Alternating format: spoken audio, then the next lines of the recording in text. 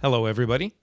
In a previous video, I showed you the pieces and parts of this Tram 1481-B antenna. It was late that evening, and I wasn't feeling froggy enough to put it together, but I am today.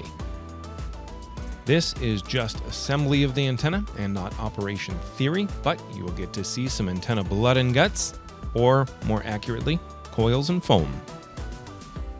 The mid and top sections are pre-marked with white tape, and the mid section has a soft and squishy gasket, while the top section has a brass gasket. You'll have to shake the mid and top sections to get the elements to slide out before attaching to the neighboring section. It does take a bit of effort, so if the element doesn't come out, just give it some more oomph. I should have shaken the mid section the other direction, but that's okay because I'm pulling the element out anyway. I already pulled out the top element here, but once you can grab a hold of an end, it comes right out. Moving along, you can see the foam supports, which are spread out along the length. You can see the lower coil here. It looks like a nice, clean manufactured part. Continuing on up to the next coil. There's a coupler connecting the lower portion to the upper coil. Since the antenna is supplied with 2 hex wrenches, I took the opportunity to cinch the nuts down just a smidge more, but they were decently tight to begin with anyway. Sliding the element back into the shell is easy, and you can feel that the foam supports hold it in place nicely.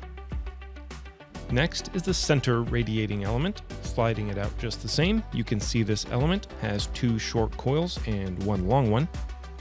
So this antenna has a gain of 8.3 dB on 2 meters and 11.7 dB on 70 centimeters. And it has 3 collinear elements on 2 meters and 8 collinear elements on 70 centimeters. It is just shy of 17 feet at 16 foot 9.5 inches. And it has power handling of 200 watts. I peeled back one of the foam supports, which also covered the copper to brass connection. It was glued pretty well, so it's not clean, but you can kind of see the connection point. So slide the center element back in. You want to get it to stick out toward the top so that you can attach it to the top element. I used one of the ground radials with the nut flush at the end as a push rod, and that worked pretty well. You can see the other end pushed out through the top. Another way to do it would be slide it in from the top side. Loosen the set screw to get the top section to slide in, then tighten it down. Shimmy and shift the connected elements down so that you can attach the bottom element, a quick flash of it sticking out at the bottom. Now you can slide the top and middle sections together and tighten them down.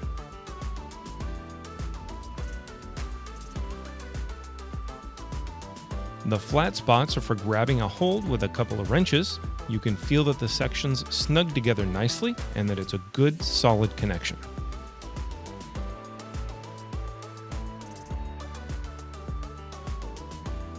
A quick shot of how long this is with only 2 sections connected. I used a picnic table and the bed of my truck for this assembly. Now attach it all to the bottom section. You're going to loosen the set screw, slide the elements together, tighten the set screw, and then slide the housings together and tighten those down.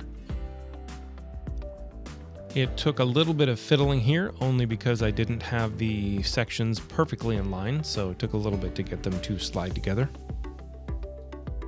But once together, tighten down with the wrenches, and when you have the sections attached to each other, you're almost done.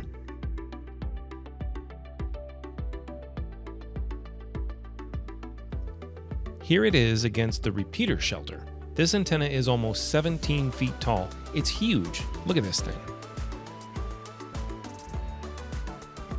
Here's a shot of the support pipe and how it slides up under the weather shield. I wish this pipe was attached by 2 bolts, but one seems to do the trick. But I do like how it has extra weather protection by sliding up under the shield. The ground radials are easy to put on. There are 3 of them, and they mount to a ring that slides up or down, and the ring is held in by a set screw.